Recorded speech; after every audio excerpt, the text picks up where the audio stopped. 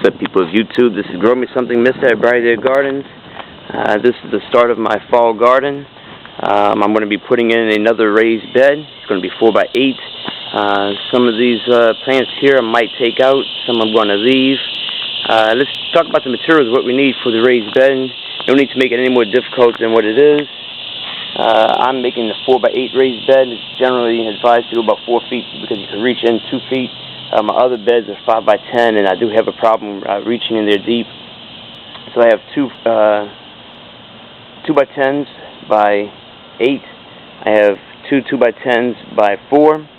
I got gloves just because I'm going to be doing some woodworking, some exterior screws, drill, screw gun, whatever you want to call it. I have some this broken down material here that I'm going to put at the bottom before the soil goes in. If you have compost available, I have compost, but it's not ready yet, so I'm just going to leave that be, and I'm going to put this at the bottom. I do have some compost manure, have a little handheld trowel, and some bone meal that I'm going to add to it. Got some cardboard I'm going to put at the very base underneath everything. I'm going to help break down that grass underneath. I try to get out most of the tape and everything that I can. Some of the tape, as this cardboard breaks down, before the next season when I turn over the soil, the tape will be available because the cardboard would have broken down enough that I can get to it. So you need that. Of course, you need a shovel, and you need some garden soil. So that's what I have here. Let's get this thing started. Alright, so my raised bed is done. I did forget to mention that I did include 2 stakes, as you see there in the middle. I just pounded those down with the maul. That's it, my raised bed is done. Wait, what? That? Yeah, I know I didn't put that piece in. So I'm going to be using a wheelbarrow, so keep that wall open, and what I do is when I bring the wheelbarrow in, I can just go dump it to that corner right there and just work my way in, and then right when I get to the near end, I'll go ahead and screw in the end piece. There's no need for me to try to get this wheelbarrow over that 9-inch lip. It just doesn't make sense. I can just take the wheelbarrow and roll it right inside with it. So let's try to do a little musical interlude here and see what it looks like. I'm going to go spend the next while working on this project of filling it in about midday, and it's pretty hot, so let's get this thing started.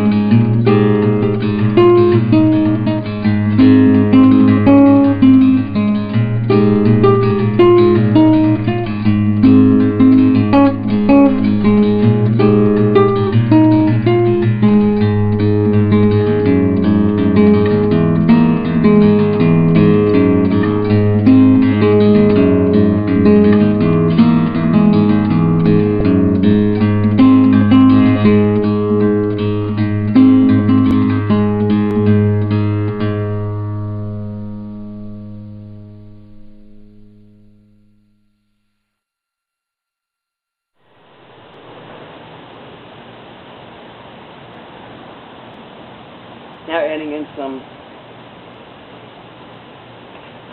compost.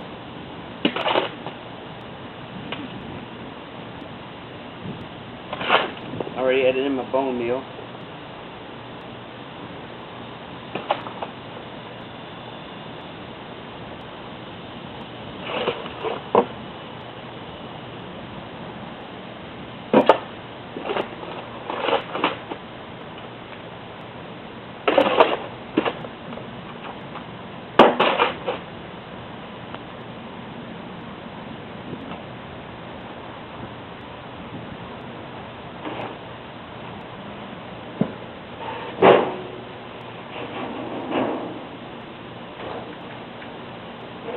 Yeah, we'll mix it in.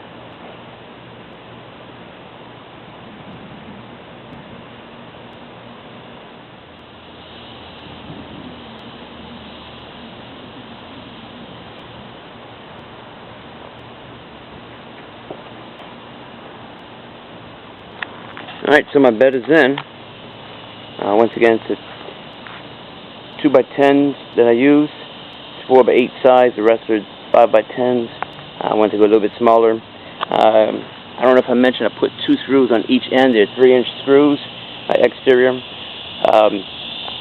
So the beds do look a little high as far as the sill, but we're expecting some rain tomorrow, so I don't want to keep it low, and then when it packs down from the rain, I have to add it back in. So it seems like it's at a good height. I do have to add some river sand to this. I'm going to add that after the rain, so if we get it. I added 2 different types of cow manure compost, and I added some bone meal to this as well. So this is it. This would be another bed for the fall garden and then for the spring-summer garden. So anyway, thanks very much for watching.